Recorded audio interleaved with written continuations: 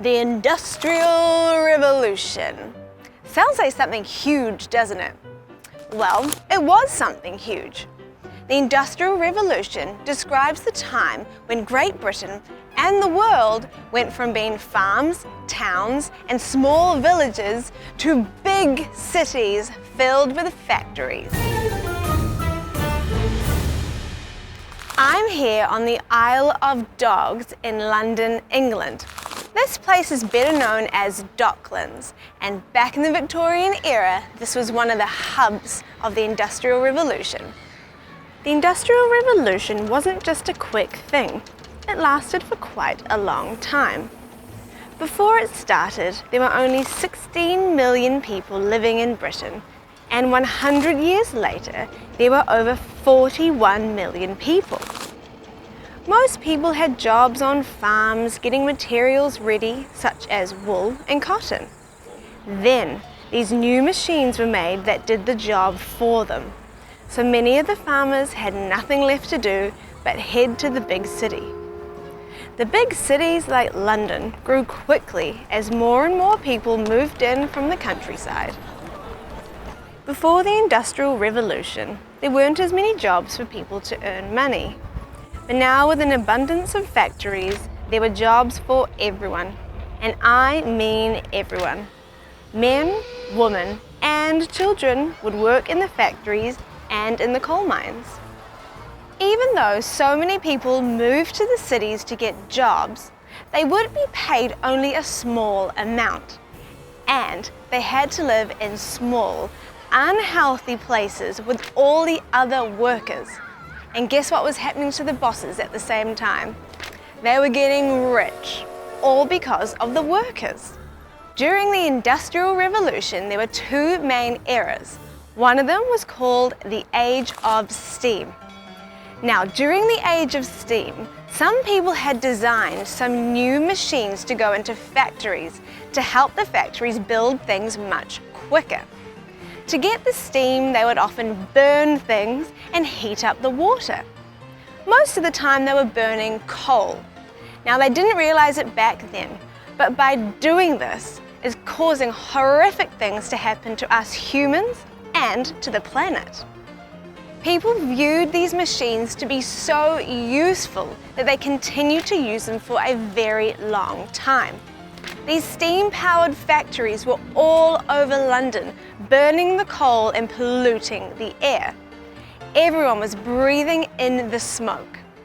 These steam-powered machines were still used in the 1950s.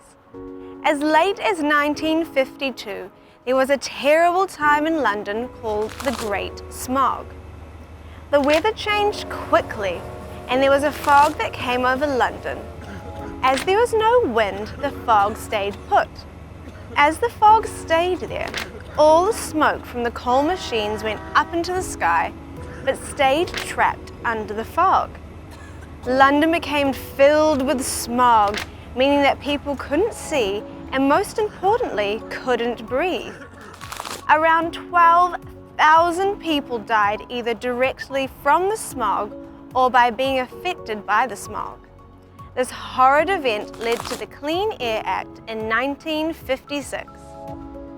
Welcome to the London Underground, or as the cool people call it, the Tube. The reason why it's called the Underground is because the trains run underground.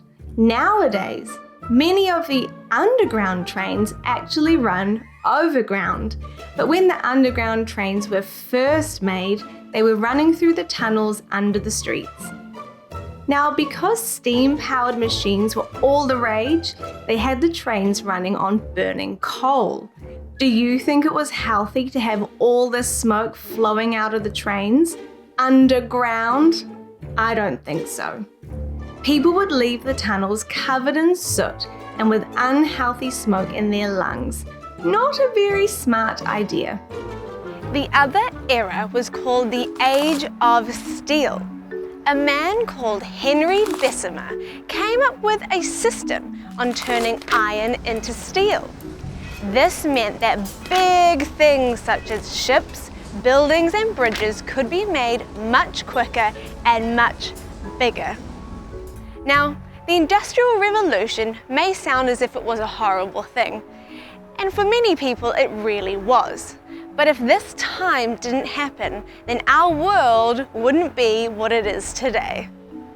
The Industrial Revolution changed the way that the world made things. There were many technological advancements, meaning that new things could be made, and it was now easier, faster, and cheaper than ever before. One important thing that was made during this time were telegrams, which is kind of like an old school text message. These messages could be sent overseas in minutes, whereas a letter would have taken weeks to have arrived. There were also new machines made for farmers, which helped them to produce more goods in a much quicker time, which meant more food for around the world.